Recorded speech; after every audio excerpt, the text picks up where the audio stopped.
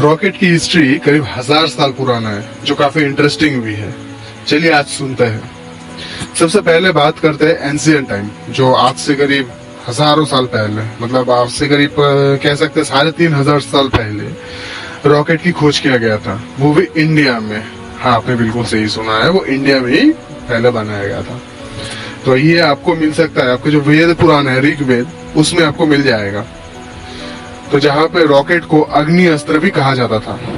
इसके पूरे डिटेल आपको अग्नि एंड विमान शस्त्र में लिखा हुआ मिल जाएगा। दुनिया का पहला रॉकेट पता था वो कैसा था? वो बांस के जो अंदर बांस होता है ना, वो बांस के अंदर गन पाउडर डाल के उनको जलाते थे, तो सीधा वो आकाश की तरफ जाता था, और वही था सबसे पहला रॉकेट। 3500 साल पहले इंडिया में हर कोई लड़ाई में व्यस्त था। तो ये जो अस्त्र था, ये रॉकेट, इसको क्या किया था, वो युद्ध में यूज करने लगे। तो उसी के नाम आया था इसका अग्नि अस्त्र, क्योंकि ये अग्नि की तरह जलता था और आकाश में भी चलता था, तो इसीलिए इसका नाम आया था अग्नि अस्त्र।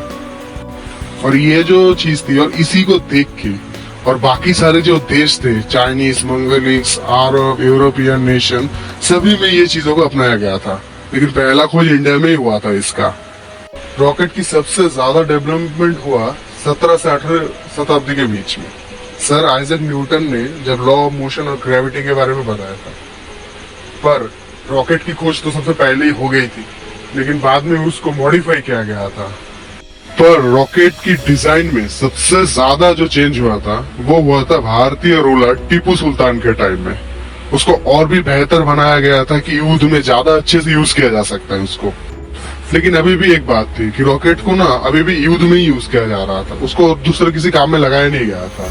मतलब उसको धरती से बाहर भेजने के बारे में किसी को सोचा नहीं था, सिर्फ युद्ध में ही लगाया गया था उसको। फिर ये आइडिया आया रॉबर्ट एच गॉडार्ड के दिमाग में, जिनको फादर ऑफ रॉकेट भी कहा जाता है, जो एक अमेरिकन साइंटिस्ट है। 1926 में गॉडार्ड ने एक रिसर्च की है रॉकेट के साथ, जहाँ पे रॉकेट के जो गन पाउडर से चलने वाला जो फ्यूल था, उसको चेंज करके उसको उसमें लिक्विड फ्यूल डाला गया था, और वो इस काम में सक्सेसफुल भी हुए। यही एक चीज थी जो रॉकेट के फ्यूचर के लिए बहुत टर्निंग पॉइंट थी। जहाँ पे गन पाउडर के इस्तेमाल से ज्यादा दूर नहीं जा पा रहा था रॉकेट, वहीं पे लिक्विड फ्यूल यूज करने पर रॉकेट बहुत दूर जा रहा था। हाँ, स्पेस में तो नहीं जा रहा था, लेकिन आकाश तक तो कम से कम पहुंच रहा था वो चीज। ये खबर जब हमारे हिटलर भैया को पता चला ना, तो वर्ल्ड वॉर 2 में तो वो मिसाइल बनाने लग गए, उसको और ज्यादा डेवलप करके कैसे तीसरे देश को उड़ाया जाए, वो वही सोच में लगे गए थे। लेकिन जब वार खत्म हुआ, तब इसी टेक्नोलॉजी को अमेरिका, रशिया और जर्मन के कुछ साइंटिस्टों ने इसको टेक्नोलॉजी को कैप्चर कर लिया और उसको और भी बेहतर बनाने लगे, ताकि रॉकेट और दूर ही जा सकता है और भी कई सारी चीजों में इस्तेमाल किया जा सकता है।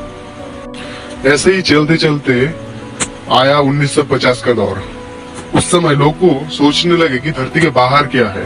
ये सोच से ही रॉकेट को मिसाइल से तो वो स्पेस प्रोग्राम के काम में लगाना शुरू हुआ था। ऐसे ही 1997 में रशिया ने पहली बार रॉकेट को लॉन्च किया, जहाँ पे आर्टिफिशियल सैटेलाइट भेजा गया था, स्पुतनिक 1 को लॉन्च किया गया था। उसके बाद आया 1961 में first man space light Yuri Gagarin को लॉन्च किया गया था। उसके कुछ सालों बाद 1969 में अमेरिका ने अपोलो प्रोग्राम को लॉन्च किया गया था, जो चांद में इंसान को लैंड करवाया जा रहा था। तो ऐसे ही शुरू हुआ था स्पेस प्रोग्राम का। आज के टाइम में रॉकेट की जो टेक्नोलॉजी है बहुत एडवांस हो रहा है, जहाँ इंसान के आने जाने से लेकर सैटेलाइट भेजने तक सब कुछ हो रहा है। लेकिन पहला जो रॉकेट है ना, वो हमारे वेदों के रचयिता ही रहेंगे।